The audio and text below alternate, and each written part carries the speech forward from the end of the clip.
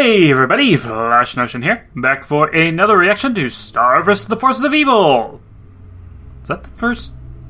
Yeah, I didn't do that last time. Or the time before that. Okay. So... Let's see. Right, we are, Oh, crap. My brain's just not working right now. Okay, we are at the finale of Star vs. Forces of Evil Season 3.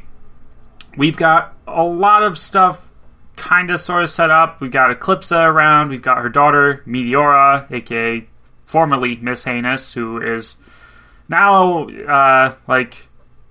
coming for the throne of Muni, which Star seems perfectly willing to abdicate. I mean, it's not her throne yet, but still.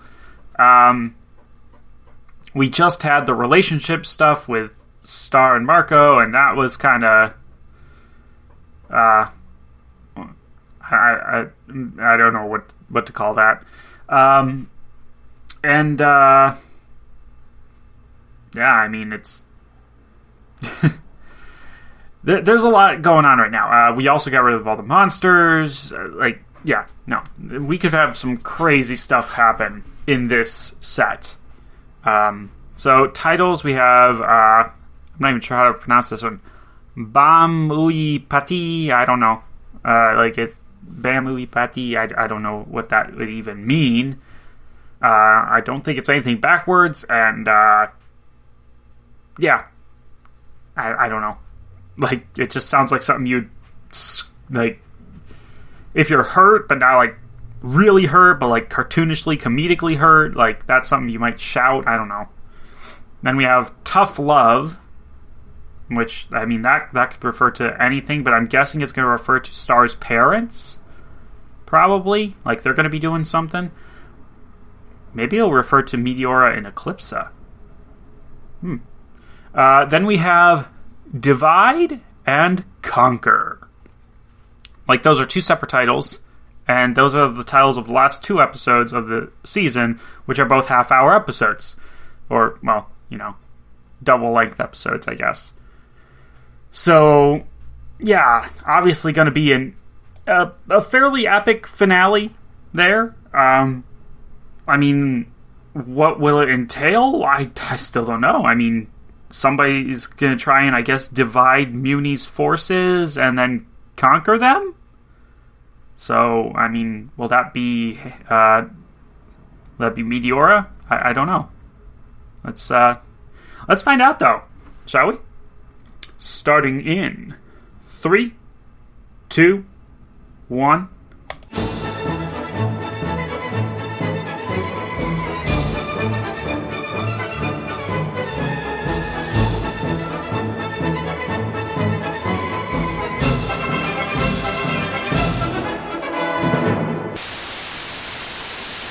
Okay, after a short bathroom break, I'm back. So, lots to go over with this one. I mean, I really, really do not like Glossaryck. He's an ass, and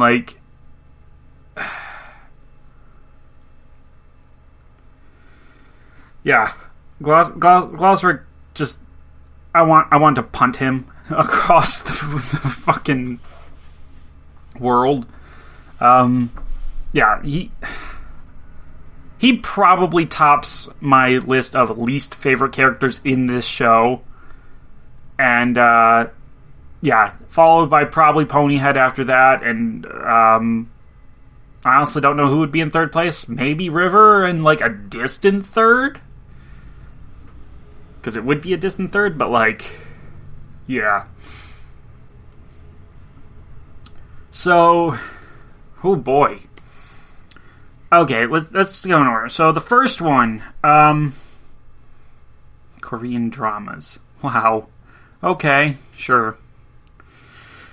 Yeah,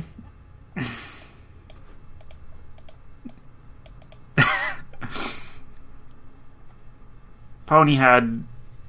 No, I'm actually just going to skip that first one. I mean, it's a Ponyhead episode that I could have done without, that the show could have done without for the most part. And honestly, like, it would have been more interesting to see her try and get along without the horn than just replace it. I don't know why they did that. Whatever. The next one, though. Yeah, that one was crazy. They just kind of dumped us right into, like, Meteora's going on a rampage and, like, heading straight for the capital of Muni and, like, trying to... Yeah, she's just... The part where she's, like, absorbing souls, like, that's just... Holy shit. Like... Yeah, honestly, I don't know... I don't know if I've ever seen anything quite like that in these shows. Like, in terms of an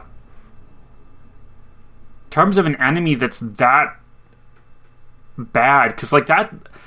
Like, in the MLP fandom, we all like to describe Tyrek as a soul-sucking bad guy.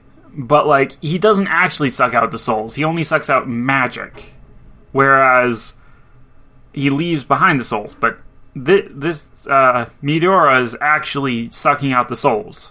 So, like, that's fucked up. Yeah. I've heard the phrase, get your soul sucked, before. I mean, I guess there's, Marceline's dad over on Adventure Time, but, like, even then, he was, like,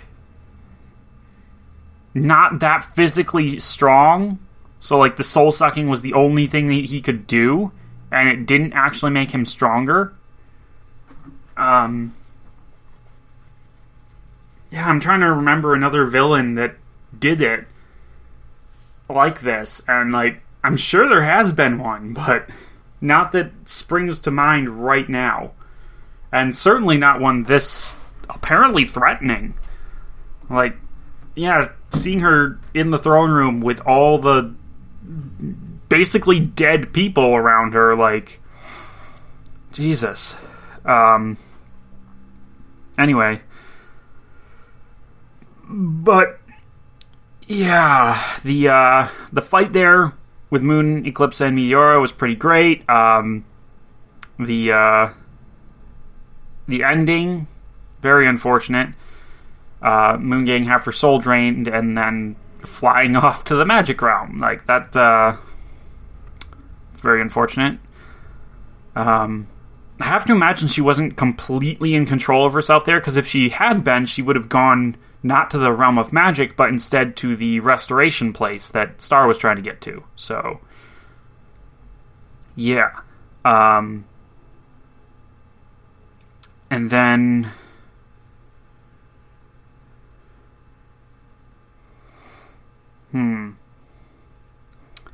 Yeah, okay, so the first one, we mainly focus on the fight with Tom and Marco and them, and that was pretty cool, you know. I did like I did like the part of Marco, like, using the fact that he and Star kissed to basically force Tom to get angry at him and leave. And I love the character development that Tom has apparently had, where he's like, no, I'm not going to abandon my friend over this thing. I'm going to save him. Like, that's so good. You know, early Tom would never have done that. And... Are you fucking kidding me right now? Seriously? I hate it. I would shoot every single person that does that. If I could. And they're just sitting at the light. Okay. It's done for right now. Anyway, yeah, okay, so we still don't know what happened to Moon. And I want to say she's in the Restoration Shrine. She might be in that well place that they just showed it up at for a second and we never went back to or never revealed where it's at. She could be somewhere out there still being amnesiac. I mean, I hope she's not naked wherever she ended up. Like, apparently she has enough hair to cover it, but like, that would be weird. Yeah. Like, that whole thing was just weird. But, yeah. And you know what? The Star planning ahead with all that of, like, you know, trying to keep herself on track, that was pretty impressive, actually. Like, there were so many different ways that she tried it. She hid so many of those communication things, and little notes and whatnot. That was yeah, pretty cool. Yeah. You know, in hindsight, I kind of would have liked to have seen Meteora versus Toffee. Like, she seems very, very strong. Yeah. But, like, that is one thing that this show has always kind of struggled a little bit with. Same as Soul Eater, actually. Is just, like, giving us that definitive power scaling of, like, how strong are these characters. Because a lot of the time, you know, magic just seems to be able to do whatever, and it's complete bullshit. Like, we even had that big fight sparring session with Star and Marco that, like, yeah, it shows us that Marco can counter all of Star's magic that we've seen, or at least, you know, the spells that we know about. Well, the actual spells. Like, probably he couldn't counter all of her magic, because, like, butterfly form is, again, bullshit, but, like, yeah, he can counter all the spells. But that doesn't actually do much for power scaling, because we don't know how strong Star's magic actually is. We've seen it be just nerfed before, and we've seen it be just completely OP before. And, like, yeah, it doesn't, it doesn't work, is what I'm saying. And I'm not sure how the show could change that. And, you know what, I don't even really want to speculate on it, because, like, at this point it's just built into the show, and, like, I don't want to tear down the show too much, because I do like the show. So, but yeah, like, all of Star's spells were, like, of no help to all of this in the final fight there. But then Eclipsa comes in, and within, like, well, 2 spells, technically it was only the one, but, like, she was casting a different spell before, and then she did, like, Magic Blast. So, like, 2 spells and some other magic. Like, she completely defeated Meteora and somehow turned her back into a baby. Like, that's like, what does that even do? Is the old Meteora just gone? Like, all of her memories, the 300 years that she spent being at St. Olga's, like, is all of that just gone? Erased? Or is it still in there somewhere, just locked away? Like, I don't know how to feel about that. Like, it's just weird. Because, like, in a more scientific show, I'd say that, like, oh, it's probably lost, at least most of it, due to the fact that a baby's brain not being as developed as an adult's brain, you know, can't store all of that information, all of those memories inside of it. So, like, a lot of that information has to be just gone. But since this is magic and there are souls involved, like, I feel like there might be some shenanigans there where, like, if she were allowed to get older, she might end up remembering stuff. But who knows? But yeah, I mean, it was an epic fight. Like, that was some trailer material. Like, God, I honestly wish I'd never started doing those trailers. They're so cool. I love the finished products, but I hate the process. It's so tedious and sometimes so boring and like just a pain in the ass. And there's no way to make it less so of that. Like honestly, just having like if you're just making one like how can I put this? Like if you're just making a trailer for something, like a movie or an episode of a TV show or something, like, hey, that's fucking easy. You've got a limited pool of clips to use, especially since you don't want to use anything spoilery. B, you're making it for this thing. You're not trying to match it up necessarily to anything else. So, like, what you choose to... Like, the clips that you choose to use don't necessarily have to match exactly with what the original was.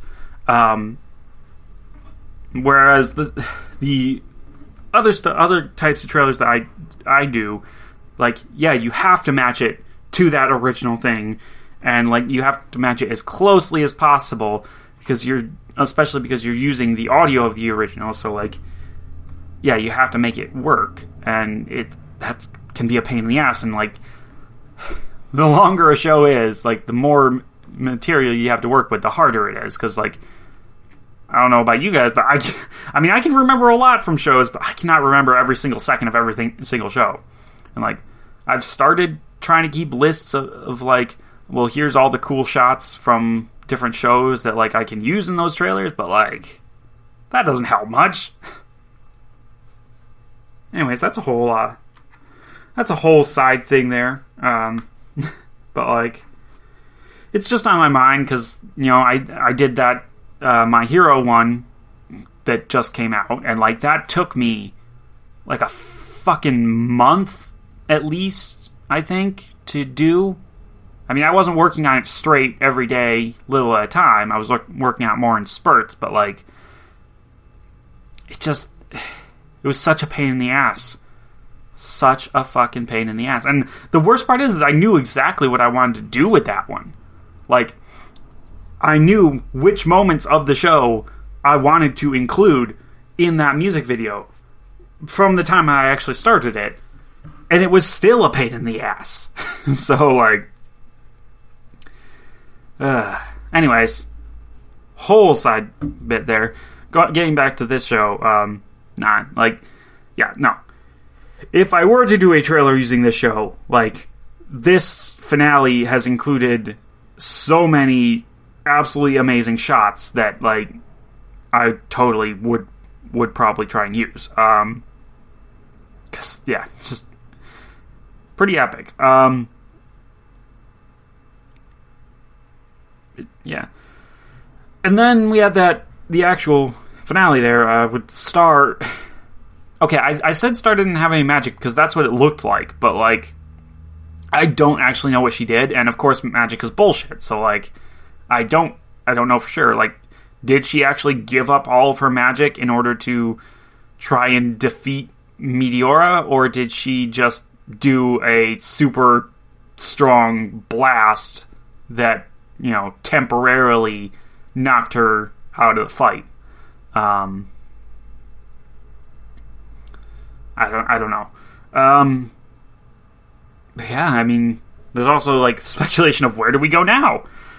Because, okay, we had Star and Marco and Tom there, and they all seemed pretty cool. I mean, Tom was just like, yeah, okay, that's one of my favorite jokes. Yeah, I'm just gonna make this weird. Yeah. He did, but, like, in a good way. And, like, yeah, I'm really curious to see how that goes, because I feel like that's a serious conversation they need to have, because, like, yeah, Star and Marco kissed while she's dating Tom, and, like, he's better now, but, like, I feel like he still might have some things to say. And then, yeah, so everybody's souls are coming back, but we still haven't found Moon, so we have to find her. Then we have Eclipsa and Meteora and Glossaryck, who all just left. Like, that's that's definitely setting up, and Globgor is her husband. Her husband's name. I mean, that's a name. So, like, I don't know what's going to happen there. Like, I mean, obviously, Eclipse is going to want to free him, but, like, that looked like, I forgot his name. Crystal Guy's power there. Romulus. It looked like Romulus's power imprisoning him, and there's not a lot of ways to free someone from that, as far as I can tell. Like, Eclipse had to make a magical contract with Moon in order to be freed. So I don't know if that's actually gonna, like, how is she gonna do that? She might kidnap Romulus, for all I know. Because, yeah, I mean, I'm shocked, actually. I am legitimately shocked that we got all the way here and Eclipsa actually wasn't bad. Like, she's not sticking around to be queen, and she's not, fully... She's not fully good, but she's not evil, it seems. And so, like, I'm honestly shocked that we got this far with her, and they never pulled the rug out and said, no, she's a bad guy, and she's just, manipulating everything for her advantage. Like, I'm shocked. I'm genuinely shocked. It's very rare that they would set someone up like Eclipsa and actually follow through with the whole, no, she's actually legitimately just misunderstood. She's not fully good, but she's not evil, and everybody else was just demonizing her. Like, that I don't think I've ever seen in another show. No, not that I can think of, and I'm just pretty sure it's never been done in any of these shows. Like you look at Steven Universe and MOP, and, like, okay, I guess in Steven Universe they had Pink Diamond, but, like, that's debatable. Like, Pink Diamond actually did some pretty fucked up shit. And, like, she got better when she became Rose Quartz, but she never fully made up for the bad stuff that she did. And, like, yeah, none of the bad stuff that she did was necessarily out of a place of malice, but, like, she still did some messed up stuff. So, like, yeah, that doesn't count. Not to mention everybody just, like, said fuck Pink Diamond after the movie and Spinel. But, like, no, just run through the list in my head of, like, MOP, Steven Universe, like, Ruby, just all the shows that I've watched and that I've enjoyed, and even ones that I haven't reacted to. Like, there's nothing. There's no character who is like Eclipsa. Like, no, just none of them. Either the writers always tend to backtrack really quickly, or they never even get this far. They just have her betray everybody. Or he, I guess you could do a he version of it, but, like, it's easier to set up with a girl. I'm just gonna put that out there. Like, it is with a male character. Like, male characters tend to be a lot less subtle. Like, that just, you don't find a lot of subtle, manipulative characters who are male and who could reasonably pass themselves off as not evil. Usually, when shows even attempt to do anything like that, there's basically a giant neon sign over the character's head saying, "I'm secretly evil!" And it's yeah, it's not easy to do. So, but with the female characters, there does tend to be more doubt of, like, are they manipulating them, or are they really being sincere about this? So, yeah. And, no, I'm just genuinely shocked that we got through an entire season here, and Eclipse never betrayed the butterflies. That's crazy to me. Yeah.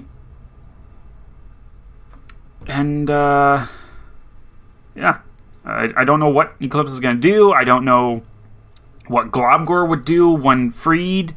I don't know what Glossaryck is going to stick with whoever has the wand, apparently. That's just his thing. And then, like, Star and Marco, Boone. Yeah. I guess that's technically it. I'm trying to remember if there's anything else set up. I mean, let's see. We never did bring it back, Rasticor's arm. Meteora took that, and then that just never showed up, so I don't know what she did there. Oh, Marco's little brother. That's going to be a thing, I guess, in next season. Let's see. Monsters were out of the way. None of the monsters got their soul sucked. That's a good point. So we didn't have to... Oh, God! I'm just now imagining Star seeing Buffrog and all of the little buff babies with their souls sucked out. Like, good Lord. That would be, that would have been bad. But yeah, so all the monsters, we still have to deal with them. Ludo and Dennis, that's going to be a thing. Yep, I don't know what that's going to do, but that's going to be a thing.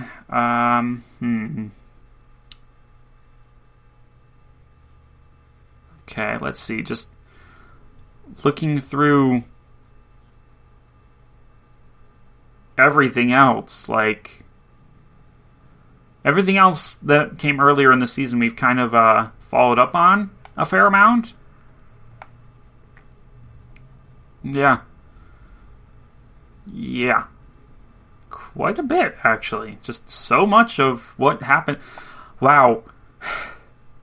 God, it feels so strange to go back to the early parts of Season 3 and realize that, like, oh yeah, no. All of the, like, the full 4-part start of the season where we defeated Toffee, we had all that, and then now we've had a whole other story arc with Meteora, and, like, goddamn. It's a lot of stuff to go through in just one season. And actually, now that I think about it, we haven't necessarily set up a definitive bad guy for season 4. Like, even before Toffee was defeated, like, we still had we still had the potential from Eclipsa to be a bad guy, but we also still had Heinous running around at the time. She was Heinous at the time, not Meteora yet. So, like, we had bad guys then. At this point, I mean, we have Eclipsa out there. We don't know what her husband's deal is, but there's nothing definitive that I can point to. And with the fact that Eclipsa has not seemed like a bad guy, that casts also some serious doubt on whether or not her monster husband, whether or not Globgor is a bad guy either. Like, he looked pretty scary in that prison, but, like,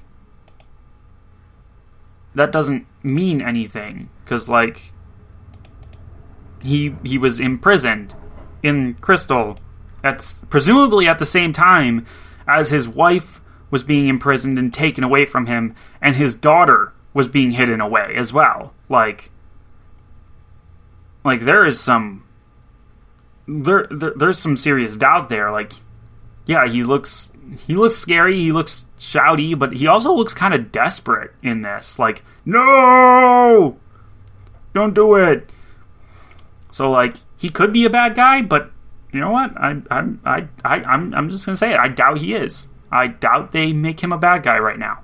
If they do, I'll honestly be a little bit disappointed. But, And you know, come to think of it, now that I go back through it, the show is called Star versus the Forces of Evil. But what it's done with all of its antagonists, like, all the major ones, like, when you really break down what they're about and what they're doing and why they're doing what they're doing, like, they're just people who are hurting, pretty much. Like, Meteora got to the point where she couldn't be reasoned with. But ultimately, she wasn't somebody that needed to be killed. She was somebody that needed to be healed. All of her past trauma and, like, the things that she'd gone through and lost, like, she wasn't sympathetic in the present, or, like, well, okay, in the present she was doing bad things, and therefore, you know, she needed to be stopped, but, like, she has good reasons for them. If we go back to Toffee, like, okay, yeah, he wants his finger back, but, like, it sounds stupid, but, like, it's... I feel like there was more to Toffee that we never got to know. Because, like, you know, there's the reason why he was attacking Muni in the first place, which goes back to the idea of, like, the Mumins colonizing this place and driving the monsters that originally lived there, the monsters that were basically people too, and, like, they just drove them away. They took away their homes, their food, everything. And, you know, if that's the case, then Toffee was basically trying to get that back, it feels like. And then Moon, you know, did her thing, took away took away Toffee's finger, and, like, you know, showed him that, you know, they couldn't. The magic of the Mumins is just too strong for the monsters to ever actually, like, fight back properly. Like, yeah, I mean, I'm not going to say they necessarily could have reasoned with Toffee and, you know, that he could ever have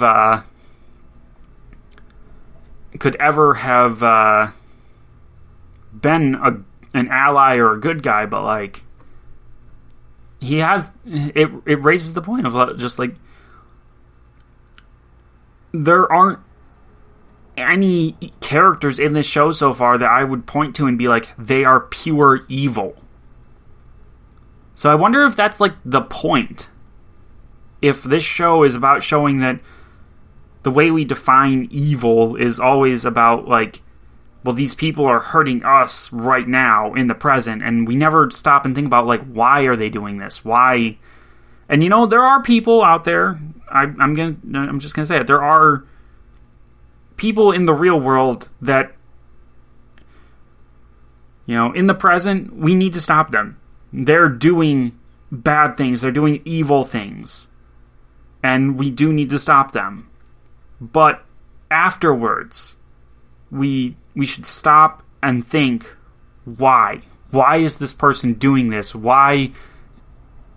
What drove them to this point? And what can we do in the future to prevent such people or such situations from arising again? Ow. And, you know, a lot of the times it's like, well, okay, so this person shot up a school, so we need to ban all guns. And, like, I'm not saying guns are good. I'm not saying guns are bad. Guns are a tool. You can use them to hunt. You can just show them off. Like, you know, if I got a chance to go to a gun range and fire off an AK-47, like, for real, like, that sounds awesome. Like, you know, there's, like, a military park somewhere where you can, like, drive a tank. I want to go there. That sounds cool. But, like, these things that we've created and used as weapons and hurt people with them, maybe we just shouldn't do that. Maybe we shouldn't hurt people with them. It's like, instead of banning guns, we should look into like therapy and whatnot and try and make sure people are in the right headspace to where they're not going to use guns to hurt people or anything else to hurt people. It doesn't have to be a gun. You can go on a stabbing spree. For fuck's sake, you can brain somebody with a frying pan and just bust their skull open. Like, you don't have to. Like, it's all about the intent, or like the fact that these people have been driven to a point where they just want to hurt others, and we need to look into why that is and how we can prevent that in the future. Like, that's all there's to it. So I do wonder, like, going to season 4, whoever our main antagonist ends up being, if there is one, is that situation, or is that same line of thinking going to apply to them as well? Yeah.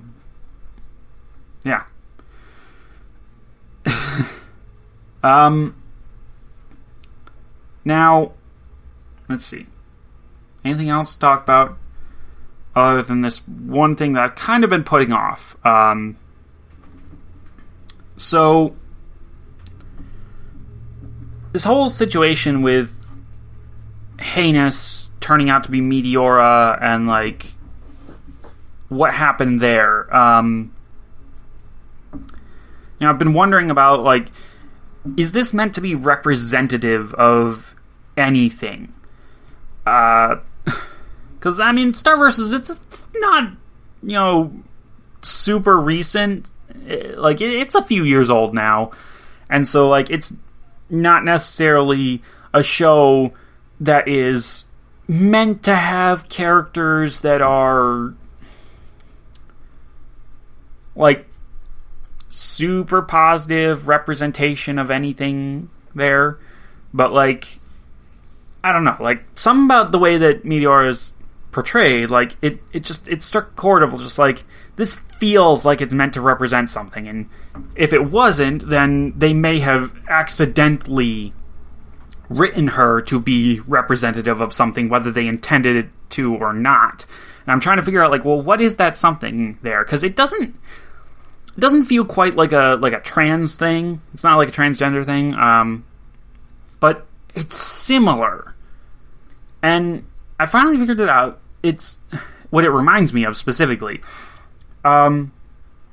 So in shows like Law and Order SVU or House MD, they're older. They're like mostly dramas there.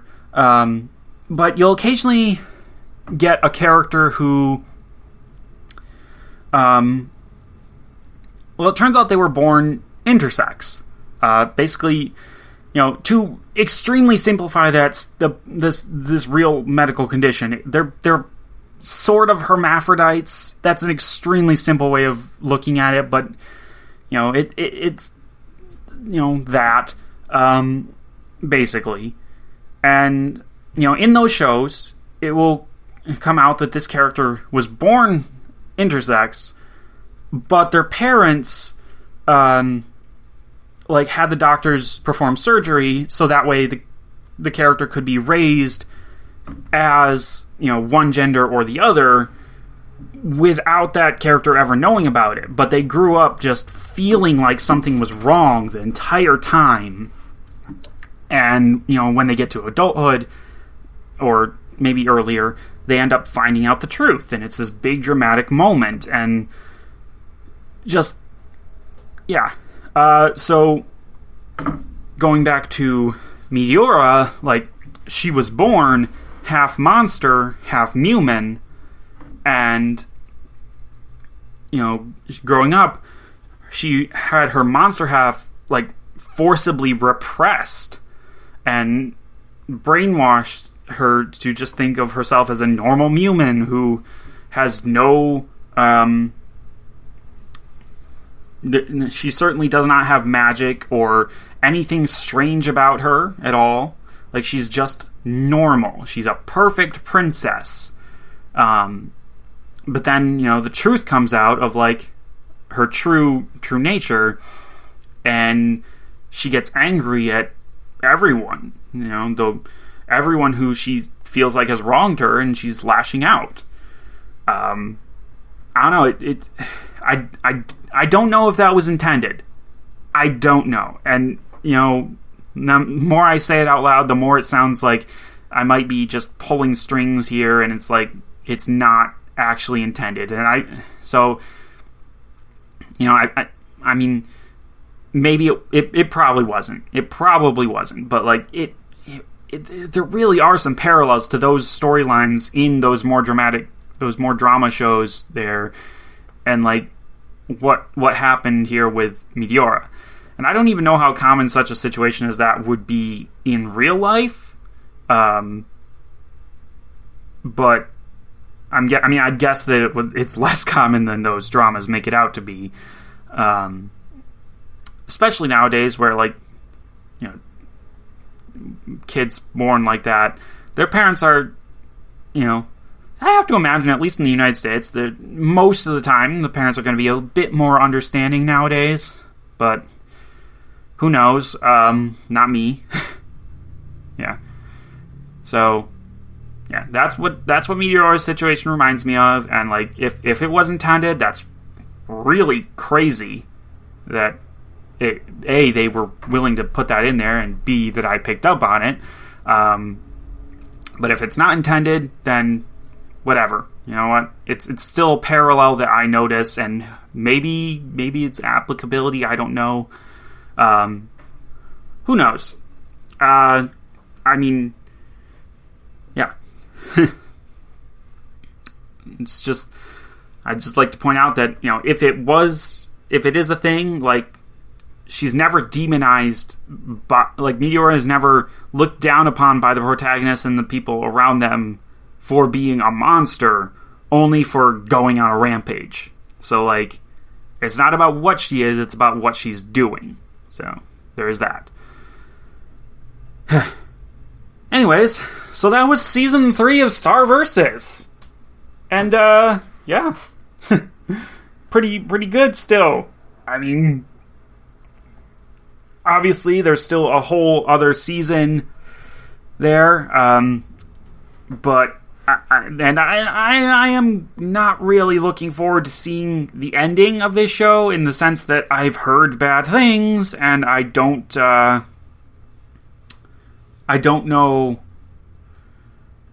how I'll feel when I do see it.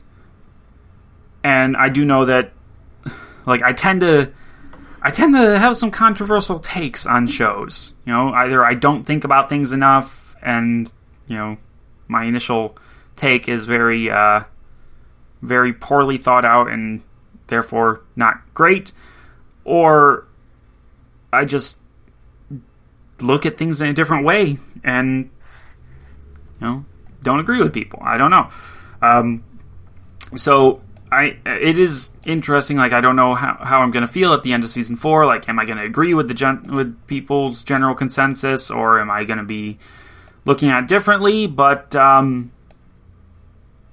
yeah, I mean, I'm not entirely looking forward to finding out, but I'm curious. So that's the main thing going into season 4, is curiosity. Yay. But anyways, that's going to be it for this time. So next time we do Star Versus, it'll be season 4. I don't know when that will be, because I think my next recording is gonna be, I think I'm gonna go back to Soul Eater for a little bit, just because. But yeah, that's all for this time. So I'll see you next time. Bye bye.